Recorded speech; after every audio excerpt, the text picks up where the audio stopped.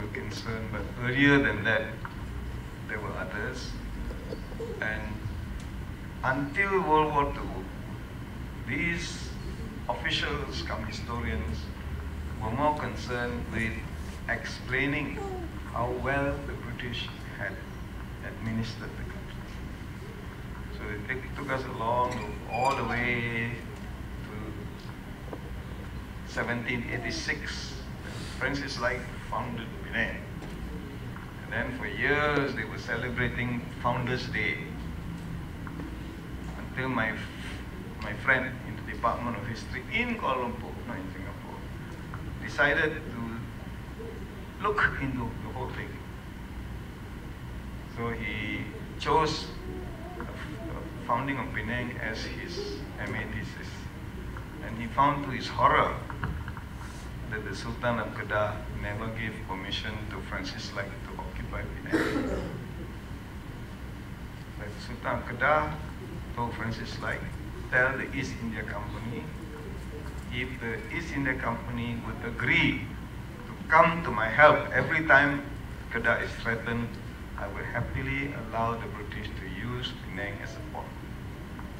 Francis Light tried to persuade the East India Company. The East India Company refused. The treaty was never signed. But Francis Light occupied Penang and refused to leave. When the Sultan of Kedah made plans to attack Francis Light attacked first, defeated the Kedah fleet, and took another strip of territory, which later became known as Province Wellesley. When my friend's book was published in 1972, Penang stopped celebrating Founders' Day. But now my friend's book has been forgotten. And I'm reading every now and then people talking about how we have forgotten the founder of Penang. And they always use this term, Kedah, the Sultan of Kedah consented to give Penang to the British. If I have time, I'll tell you the story of Singapore. It is even more interesting. So these are all based on empirical evidence. We don't just cook up stories. One thing about historians of my generation, we were not allowed to cook up stories. You would get a tight slap, even the university. So Malaysian history was challenged when the history department in Singapore was formed. So we had a period when we were arguing against foreign scholars. So there was a period when we said we talk of Eurocentric Malaysian history and Malaysian-centric Malaysian history. By the time the University of Malaya in Kuala Lumpur began, the debate was still going on. But then came major political change, mainly during the time of Dr. Mahathir. Then science and mathematics and so on became so important, and history no longer important. Now it's difficult to get even 2,000 ringgit to do research in history. Whereas a few years back, the University of Malaya gave one science person 60 million to do one project. Of course, the person produced nothing in the end, but nobody asked questions. But it's very sad. And for many years, some of us in the arts faculty were very thankful to Toyota Foundation, because Toyota helped us to do research outside the country. Our government does not support historians who want to do research outside Malaysia. I have, from the time I started teaching in Kuala Lumpur here, encouraged my students to study local history. Now I have several hundred copies of these studies.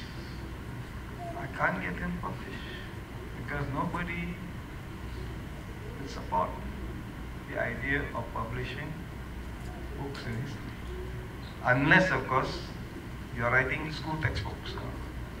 If you write school textbooks, if you are lucky enough to write school textbooks and it is accepted, can make 1 million or 2 per year, because the books will automatically sell 300 to 400,000 copies. But if you write an academic book, like my Emeritus was published, sold in the open market, my share of the thing was only about 500-600 ringgit a year. You can hardly sell 100 copies a year. And we even started what we call the History Teachers Association to encourage the teachers, to help the teachers teach history. And we published a journal called Peninjau Sejarah. Peninjau Sejarah is a closed shop because the teachers themselves don't read. So, we historians are very, very unfortunate people. I used to register first-year students before, and they would always ask me this question: what are the prospects if I were to do history? They said, you're thinking of prospects? Pick a strategic spot in Kuala Lumpur and sell nasi lemak. Because those who sell nasi lemak make more money than I do. And I always then compared myself to Tan Sri, what's that? Genting Island? Tan Sri Lim Gotong. I said, I cannot afford to dine in Mandarin Oriental every day. But if you give Tan Sri Lim Gotong half a chance, he will buy up the whole hotel. And Tan Sri Lim Gotong never went beyond primary school in China. He could not speak English. His Mandarin was not good. He spoke Hokkien most of the time. But he employed many PhDs.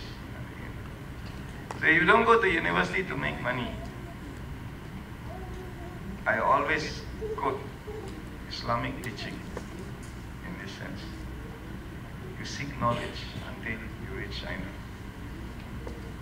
And also Islam says education is to help produce the more perfect man. But today, all these things don't count anymore. People look at the car. Oh, Malaysians buy expensive cars. You won't believe it. You name any expensive car, Malaysians have it. And you have to queue up to buy these cars.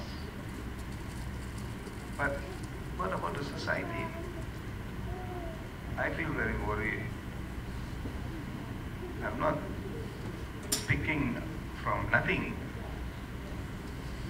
I cannot even make friends with people now. Because my friends don't tell me the truth most of the time. They have some agenda. I have no agenda. I don't know how to do these things. Those days we were always taught that one must be sincere. Not to the extent of turning the other cheek, but sincere. But who talks about sincerity? So if your generation, if you fear for the future, and I think you should, no country can automatically survive. If you don't play a part, Malaysia could be in trouble. Look at the way the politicians go about things. Very, very worrying. Nothing but trash if you read the newspapers every day. So much so that there are some people who refuse to read the newspapers. And they take advantage of your ignorance of your own society. Thank you.